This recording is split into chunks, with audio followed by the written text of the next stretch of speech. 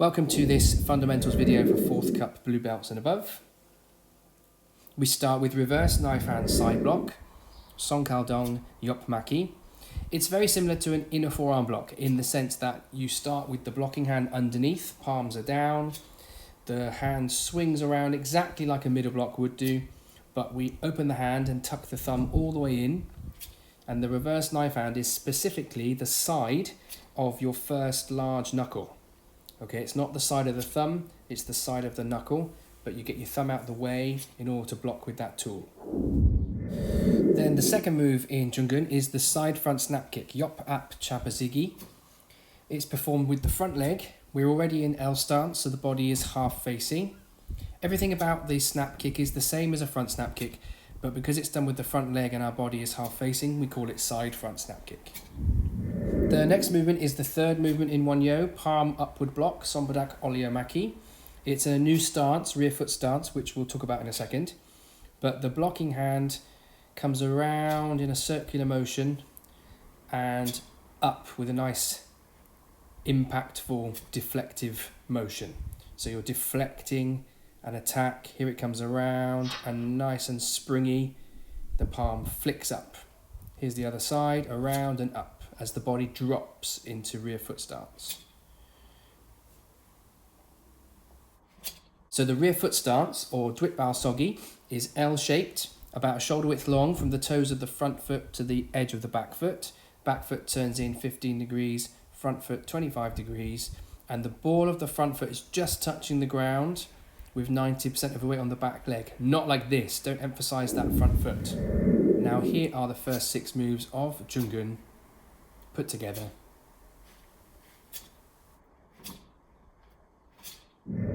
Next is upper elbow strike, Wee Pao Kap Terigi.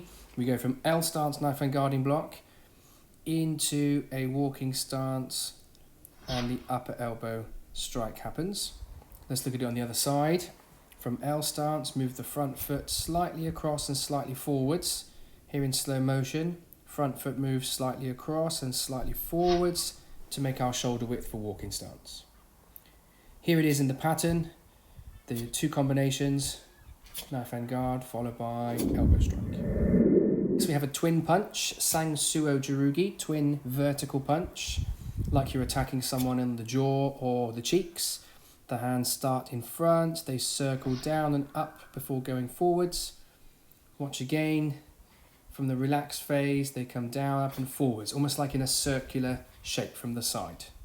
Then we have the second of our twin punches, twin upset punch, Sang Dwijibo Jurugi. Nice and slow, have a look. This is for 2 targets. You're not punching one person in the abdomen, you're punching 2 people side by side. Again, it's a circular motion and not like this, not with the fists sweeping up. Okay, the fist must go forwards at the end. So from the side, watch it slowly. Circular motion, fists go back, down and forwards, almost like a C shape when looked at from the side. Normal speed again. Fists go forwards at the end and not this way. Look at it from the side, not with the fists sweeping up. Not like this. Then we have a new rising block, X-fist rising block, Kyokja Jumok Chukyomaki. There's a spot turn, which we know from Dosan, and then the arms sweep up like this. They swing up and cross and raise above your head.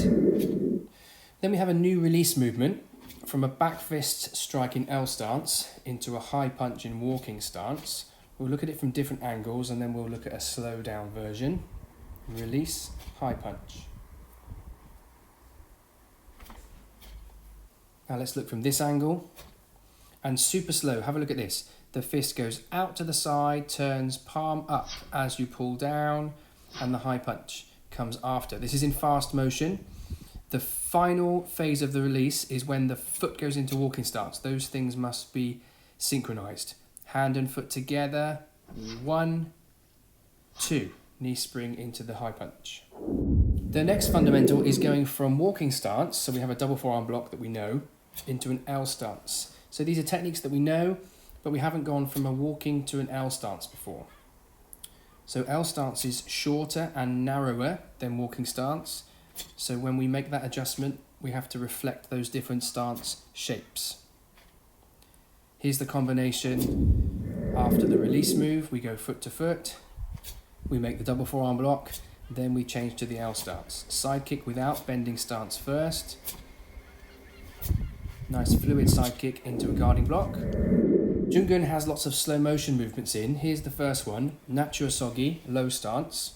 Sombarak Nulomaki, palm pressing block. Now a low stance is in the family of walking stances, but it is one of your own feet lengths longer, still 50-50.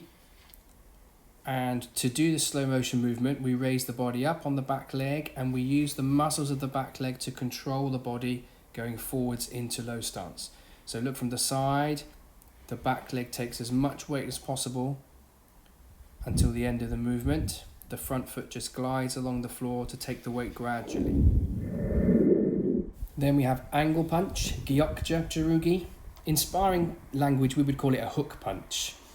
Okay, but we go into a closed stance, feet together, and it's called angle punch because the arm makes a 90-degree angle with the forefist coming to the opposite shoulder. Nice and controlled, both arms together. At the end of the pattern, we go from angle punch into U-shape block, Diguchamaki, in fixed stance. We usually say it's a bit like you're throwing a bucket of water over somebody. The hands come to the side of the body and it's a bit like you've got a big bucket of water. Okay, look at it from this angle. You open the hands up, the thumbs are open, the thumbs are away from the palm, using the reverse knife hand as the blocking tool against a weapon.